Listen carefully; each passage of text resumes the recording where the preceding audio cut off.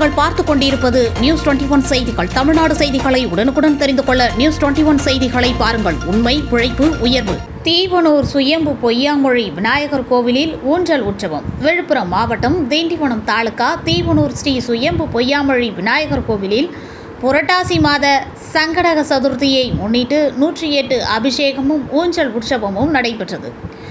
இதில் மூலவருக்கு பால், தயிர், சந்தனம், பஞ்சாமிர்தம், திராட்சை உள்ளிட்ட பொருட்களை கொண்டு சிறப்பு அபிஷேகம் நடைபெற்றது.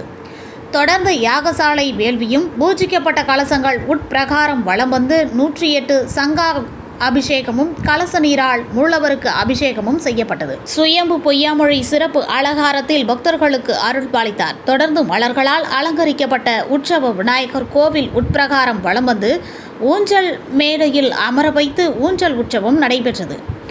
நிகழ்ச்சிக்கான ஏற்பாட்டினை பரம்பரை அறங்காவலர் மணிகண்டன் செய்திருந்தார். இதில் ஏராளமான பக்தர்கள் கலந்து கொண்டு நீண்ட வரிசையில் நின்று சுவாமி தரிசனம் செய்தனர். தொடர்ந்து பக்தர்களுக்கு அன்னதானம் வழங்கப்பட்டது. நியூஸ் 21 செய்திகளுக்காக விழுப்புரம் மாவட்ட செய்தியாளர் அருண் பிரகாஷ்.